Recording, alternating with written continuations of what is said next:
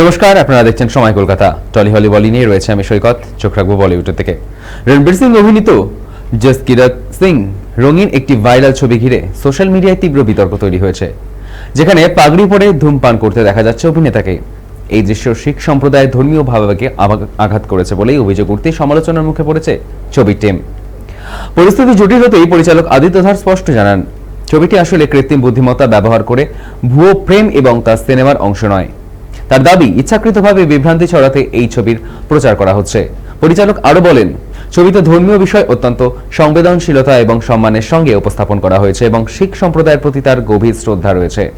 বিতর্কের জেরে রণবীর সিং এবং নির্মাতাদের সোশ্যাল মিডিয়ায় কটাক্ষের মুখে পড়তে হলেও দর্শকদের ভুয়ো কন্টেন্টে বিভ্রান্তি না হওয়ার আহ্বান জানিয়েছেন।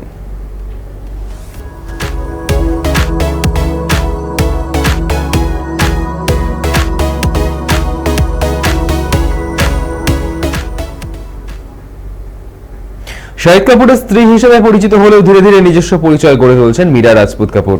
বিভিন্ন অনুষ্ঠান এবং ব্র্যান্ড প্রচারের নিয়মিত উপস্থিতির কারণে তার অভিনয় আসার জল্পনা বহুদিন ধরেই চলছিল। সাম্প্রতিক এক আলোচনা সভায় সেই প্রসঙ্গই নিজের অবস্থান স্পষ্ট করেন মীরা।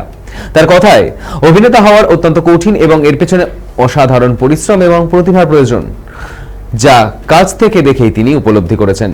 তাই অভিনয়ে নাম লেখানোর কোনো ইচ্ছে তার নেই বলেই জানান তিনি, বরং দর্শক হিসেবেই শিল্পকে উপভোগ করতে স্বচ্ছন্দ করেন। অভিনয়কে সহজভাবে দেখলে সেই শিল্পের মূল্য কমে যায় বলেও মত তার। বর্তমানে উদ্যোক্তা হিসেবেই নিজের কাজ নিয়ে ব্যস্ত তিনি এবং নিজস্ব ব্র্যান্ড নিয়ে এগোতে চান তিনি। ফলে বলিউড তার অভিনয় অভিষেকের জল্পনায় আপাতত ইতি পড়ল।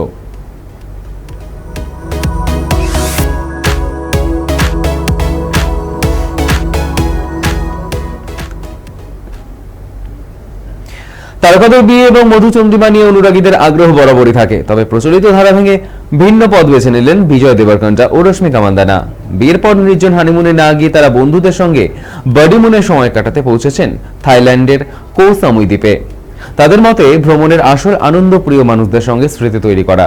সমুদ্র ও পাহাড় ঘেরা বিলাসবহুল ভিলায় বন্ধুদের সঙ্গে খেলাধুলো, সূর্যাস্ত উপভোগ এবং নানান খাবারের স্বাদ নেওয়ার মেতে উঠেছেন এই তারকা জুটি।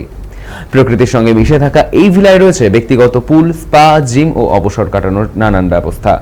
প্রকাশিত ঝলকে দেখা যাচ্ছে ছুটির আমেজে নিজের হাতে পিৎজা বানিয়ে ও সঙ্গীকে চমকে দিয়েছেন বিজয়। জানা গিয়েছে, এই বিলাসবহুল আস্তানায় এক রাত থাকার খরচ প্রায় 2.5 লক্ষ টাকার কাছাকাছি।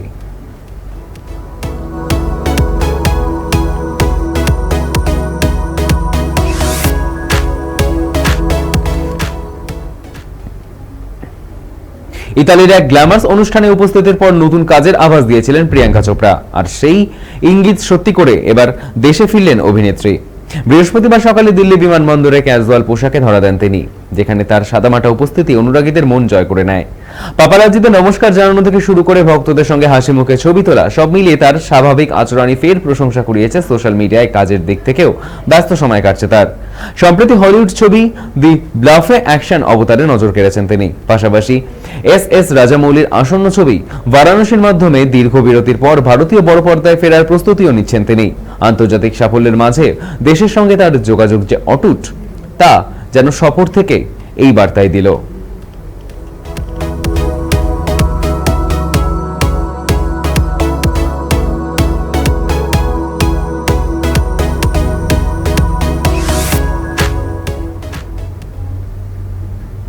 দীর্ঘদিন ধরে টেলিভিশনে দেখা যাচ্ছে না অভিনেতা ঋষি কৌশিককে, ফলে তার অনুপস্থিতি নিয়ে দর্শকদের কৌতূহল বাড়ছে।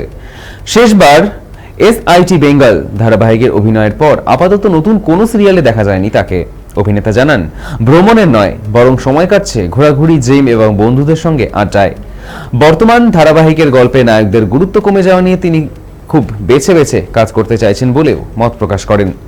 তার মতে, নায়ক নায়িকার চরিত্রের সমান গুরুত্ব থাকা প্রয়োজন, না হলে কাজের আগ্রহ তৈরি হয় না। অর্থনৈতিক চাপ থাকা সত্ত্বেও নিজের পছন্দের বাইরে কাজ করতে রাজি নন তিনি। অতীতের অনেক কাজ বাধ্য হয়ে করেছেন বলেও স্বীকার করেছেন অভিনেতা। তাই এখন তাড়াহুড়ো না করে উপযুক্ত চরিত্রের অপেক্ষাতেই রয়েছেন ঋষি কৌশিক।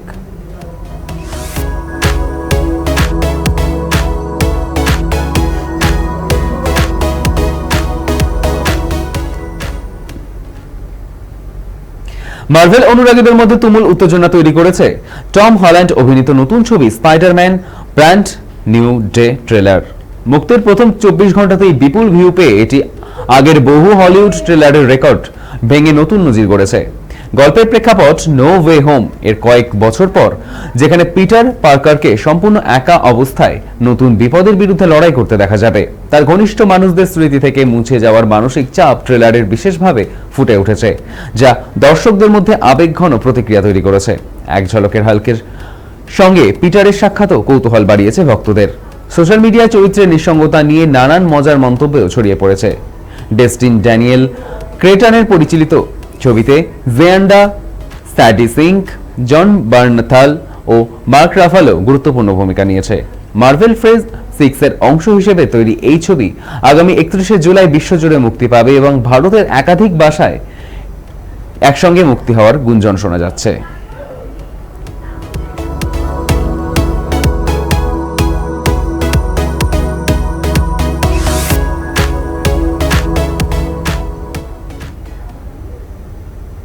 টলি হলি বলি এখনকার মতো এই পর্যন্তই। দেখতে থাকুন সময় কলকাতা। সময় বলবে সময়ের কথা।